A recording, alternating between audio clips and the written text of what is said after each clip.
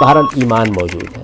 یہ لوگ ہیں کہ جن کا معاملہ جب تک قیامت میں یہ اٹھتے نہیں ہیں اور وہاں میزان لگ کے اچھی طرح طے ہو کر واضح نہیں ہو جاتا، ظاہر ہے کہ عقل عام یہ تقاضا کرتی ہے کہ ان کے ساتھ اس طرح کا کوئی معاملہ نہ ہو۔ یہی قرآن مجید کے اشارات۔ جاوید غامدی صاحب کی ویڈیو آپ نے دیکھی ہے، اب آپ فیصلہ خود کریں گے کہ کیا انہوں نے حدیث کا انکار کیا ہے یا نہیں کیا۔ ایمانداری کے ساتھ آپ نے فیصلہ کرنا ہے۔ اور لوگ مجھے کمنٹ میں کے اندر کہہ رہے تھے کہ آپ اتنے بڑے محدث مجدد کا انکار کر رہے ہیں، ان کا یا رد کر رہے ہیں، کیا انہوں نے احادیث نہیں پڑھی تھی؟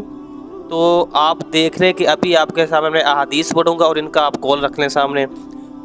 غامدی صاحب کہہ رہے ہیں کہ عذاب قبر یہ حق نہیں ہے، یہ ممکن نہیں ہے، میری عقل نہیں مانتی۔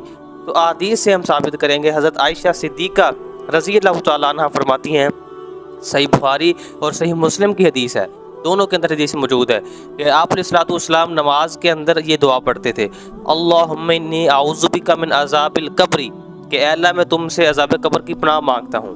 ہم بھی یہ دعا پڑھتے ہیں ہر نماز میں۔ اگر عذاب قبر نہیں ہے تو پھر ہم یہ دعا کیوں پڑھتے ہیں؟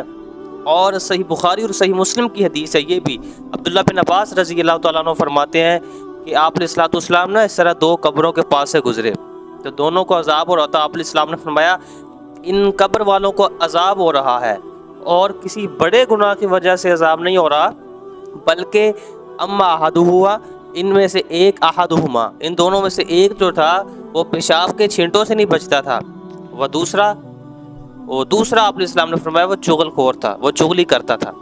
اب یہ چھوٹے چھوٹے گناہوں کی وجہ سے پکڑے گئے، دونوں کو عذاب قبر ہو رہا تھا۔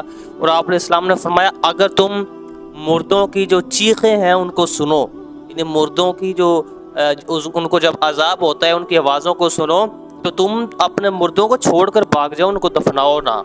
تو یہ ساری احادیث اور قرآن بھی اس بات کی تصدیق کرتا ہے۔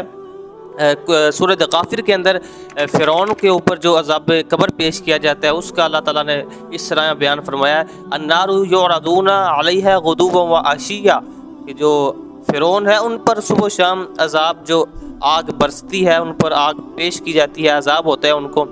باقی قبر میں بندہ ہو یا نہ ہو، جہاں پر بھی اس کی جو راکھ ہے بہا دیا جائے، سمندروں کے اندر پھینک دیا جائے، یا ہندو جس طرح چلا دیتے ہیں، تو عذاب بہرحال ہوتا ہے، بندہ قبر کے اندر ہو یا نہ ہو، عذاب قبر جو ہے وہ برحق ہے۔